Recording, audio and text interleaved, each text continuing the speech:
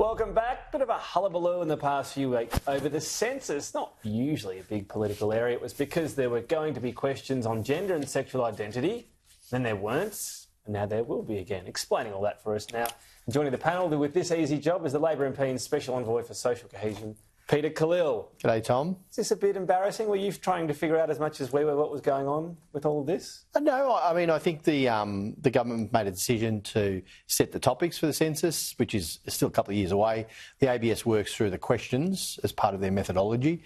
I remember making a statement about the importance of collecting as much evidence as possible, information as possible, because it gives you a good evidence base to make better policy, really. But you've also got to get the balance right so it's not too complicated in the census as well. So getting that balance between collecting as much as you can versus making it too complex. But then we had the divisive reason, which advocates sort of said was rubbish.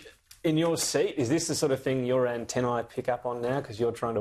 No, it's not just... They were asking about this in the House today? Not just a seat thing. I know that's the cynical view, but I think, and you'll see from my track record right through, you're laughing, Andrew. Sorry. Don't laugh. Sorry. Couldn't help myself. It's not about... It's never about the seats. No. The journalists are always so cynical. Oh, I wonder why. There's a track record of policy areas that I've always been very, very interested in and passionate about, and I think... good evidence around good policy is one of those, and good public policy, and that's what I've consistently talked about. You know, a lot of people told me in my first term, don't talk about asylum seeker refugee policy. It's not popular. Don't campaign on it. I did that because I actually believed that there were changes that needed to be made, like getting rid of TPVs and Chevs. There had been some murmurs that you were thinking of stepping aside as chair of the Parliamentary Joint Committee on Intelligence and Security so you could focus on defending your seat. Is that correct? Well, I'm currently the chair of the Intelligence and Security Committee, the PGCIS, and will be so until the Prime Minister... It's the Prime Minister's call. That's his prerogative, who he puts in those positions.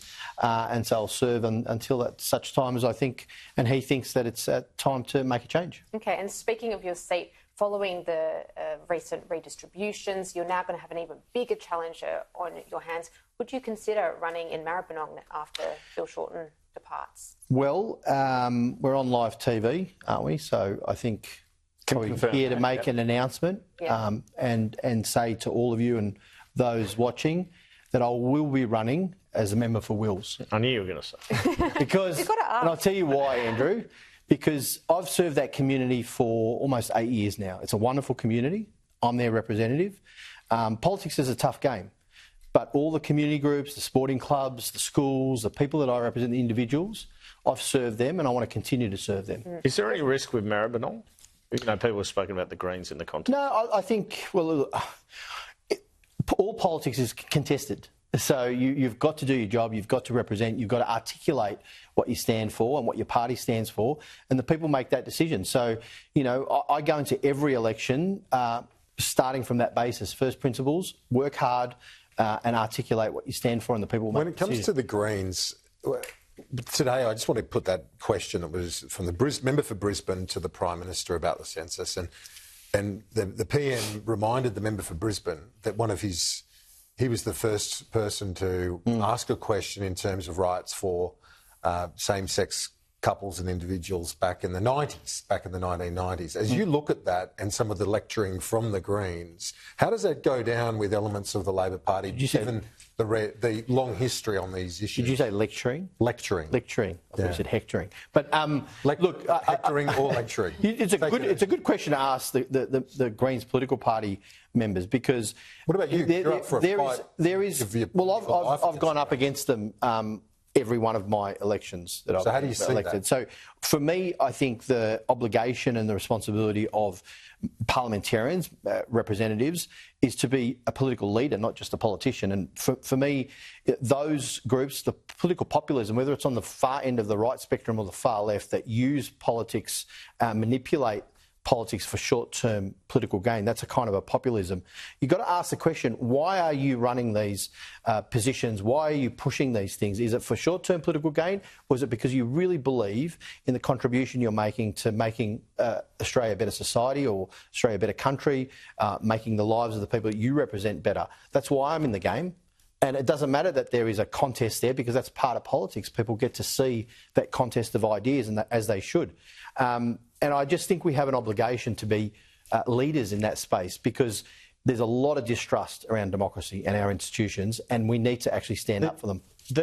It does appear that Victoria, strangely, is the biggest vulnerability the Albanese government has at the moment. They might lose one or two in WA and New South Wales, but Victoria, they could lose a few.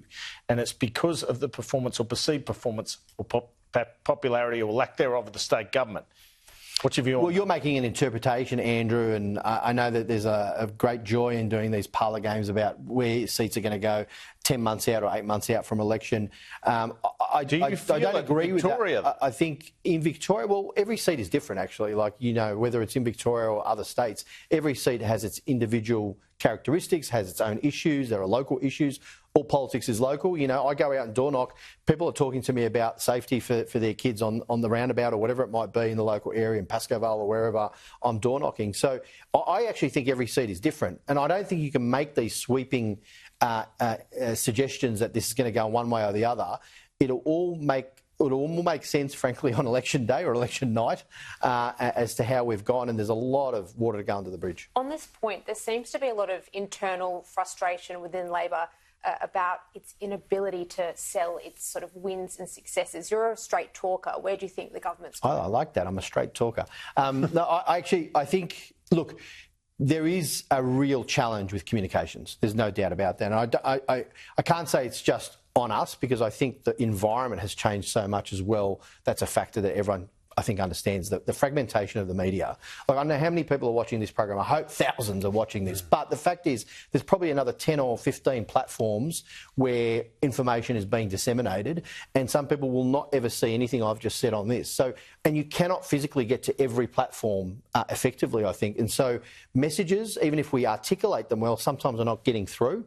Then there's a question about how you articulate a message. You talk about straight talk. I think just being able to simply explain things to people is the best way to do it, and be authentic and honest about it. Yeah, and no better program on politics now either. The agenda's pretty good too. Peter Cleal, thank